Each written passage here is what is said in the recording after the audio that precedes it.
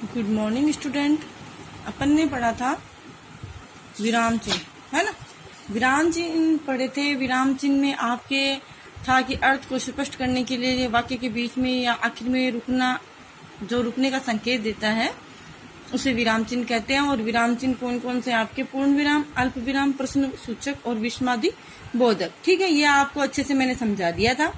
अब अपन इसके question answer करेंगे, है ना। चैप्टर नंबर 7 है आपका। इसके क्वेश्चन आंसर आप देखिए क्या है। इसको तो आपको बोल के देखो बतलाना है कि प्रश्नवाचक चिन्ह का एक वाक्य बना, बोलिए।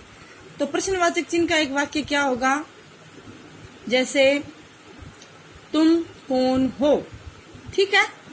विस्मयादि बोधक चिन्ह जैसे ये का एक वाक्य बने, मतलब जो चिन्ह है विस्मयादि बोधक, उसका आपको एक वाक्य है वो क्या करना है? बनाना है ना। तो विस्मयादि बोधक वाक्य है बोलकर बताना है ना। बोलकर आपको क्या बताओगे आप? जैसे आहा कितना सुंदर दृश्य है ना। तो ये हो गया विस्मयादि बोधक वाक्य। अब देखो पहला क्वेश्चन, आपके ये जो चिन्ह है, विराम चिन्ह है, ये इतना डीपली नहीं है, आप इसको इतना डीपली मत लेना। ये तो आपको समझने के लिए कि कौन सा चिन्ह कहाँ लगता है, ज्यादा कुछ नहीं है इतना। देखो, सौम्या विद्यालय जा रही है, इसमें कौन सा चिन्ह लगेगा? इसमें लगेगा पूर्ण विराम।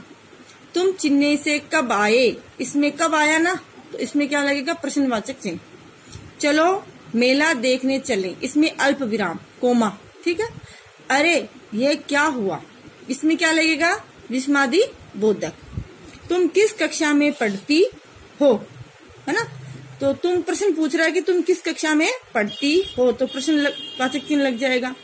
फिर मयंक, सिमरन और मीनू मित्र है, तो मयंक के लग जाएगा अल्प विराम, ठीक है। फिर शाबाश तुम प्रथम आ गए हो, तो इसमें भी क्या लगेगा? विस्मयादि बोधक, ये चिन्ह लगेंगे, ठीक है। अब देखिए, अनुच्छेद को ध्यान पूर्वक पढ़ें और विराम चिन्ह लगाते हुए दोबारा लिखें। अब जो ये आपका पैराग्राफ दिया हुआ है गद्यांश टाइप में, इसको आपको नीचे जो ये लाइनें दी हुई है, पहले ये पूरा उतार के फिर नीचे उत्तर लगा के आपको जो चिन्ह आते हैं वो लिखने हैं कि कैसे कैसे अपने विराम चिन्ह आएंगे। जैसे समय कभी रुकता नहीं है, विराम चिन्ह। समय का अल्प विराम मतलब कोमा। समय का पालन करने वाला जीवन के प्रत्येक क्षेत्र में सफलता प्राप्त करता है, तो क्या आएगा? पूर्ण विराम। क्या आप जानते हैं? प्रश्नवाचक। समय धन से भी अधिक मूल्यवान है, तो यहाँ पे पूर्ण विराम, ठीक है। ऐसे लगा के इसको आपको कंप्लीट करना है। ये टॉपिक आपका बहुत छोटा है, तो दूसरा टॉपिक भी आज अपन पढ़ेंगे जो आपका आगे वाली क्लास में पढ़ा है। नहीं पढ़ा है तो आप दोबारा, मतलब अगर पढ़ा है तब तो ठीक है, नहीं पढ़ा है तो फर्स्ट टाइम है आपका, तो आप उसको अच्छे से ध्यान से पढ़ेंगे और ध्यान से उसको आप लर्न करेंगे। तो आपका अगला वाला टॉपिक है पर्यायवाची शब्द।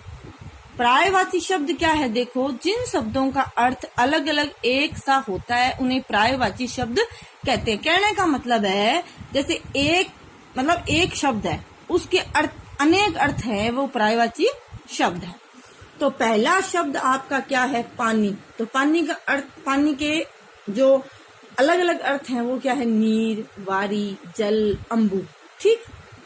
फिर उसके बाद आपका मित्र। मित्र का दोस्त, सखा, सखी, सहचर, है ना, मीत और साथी। फिर उसके बाद है पाठशाला, जिसे आप विद्यालय, मदरसा, स्कूल, गुरुकुल, ठीक। फिर उसके बाद आता है धरती। तो धरती में आप क्या है? पृथ्वी, भूमि, धरा, वसुधा, जमीन। फिर उसके बाद बादल, मेघ, जलधर, जलद, घन। फिर उसके बाद आपका 6 नंबर पे है रात। तो रात्रि, निशा, यामिनी और रजनी। फिर आपका 7 नंबर पे चांद, शशि, मतलब चांद है ना, रात को जो उगता है, उसके कितने नाम आ देखो, आप उसको चांद भी बोल सकते हो, शशि बोल सकते हो, चंद्रमा बोल सकते हो, राकेश बोल सकते हो, सुधाकर बोल सकते हो, है ना। फिर सूरज का सूर्य का सूरज, दिनेश, भास्कर, दिनकर, है ना। इसमें नहीं दिया हुआ दिनकर, लेकिन होता है दिनकर, ठीक है। फिर है सुबह, प्रातः, सवेरा, भोर, प्रभात। फिर शाम का साय, संध्या, सांझ। फिर दिन का दिवस, वासर, दीवा, वार। फिर नदी, सरिता, तटनी, दरिया। फिर पेड़ का वृक्ष, तरु, बीरवा, बिटप। सब में कोमा लगा लगा के लिखना है ना। फूल का, फिर पेड़ का हो गया, फिर फूल का पुष्प, सुमन, प्रसून, कुसुम। फिर हवा, पवन, वायु, अनिल, समीर। फिर उसके बाद पत्र का चिट्ठी, खत और पाथी, पाती। फिर संसार का जग, जगत, दुनिया, फिर विश्व। फिर उसके बाद आकाश, नभ, आसमान, गगन, व्योम। इसको क्या बोलेंगे? व्योम। फिर वर्षा का बारिश, बरखा, वृष्टि और बरसात। फिर उसके बाद बगीचा, बाग, उद्यान, उपवन, वाटिका, है ना। तो ये हो गए आपके नोटबुक में, बुक में 20 पर्यायवाची शब्द। 20 पर्यायवाची शब्दों को आपको अपनी नोटबुक में कंप्लीट उतारना है, फिर उनको याद करना है। फिर उसके बाद इसके क्वेश्चन आंसर है वो आपको मैं बना के दूंगी, फिर उनको अपने आप आपको अपनी नोटबुक में करना है। जो समझ में नहीं आता है वो आप मुझे पूछ सकते हैं, ठीक है। और ये आपके पास अगर बुक भी नहीं है तो आप इसके अंदर देख के वीडियो में और अच्छे से लिख लेना, ठीक है। इतना आपको समझ में आया है। आगे वाली नेक्स्ट क्लास में हम क्वेश्चन आंसर करेंगे। Thank you.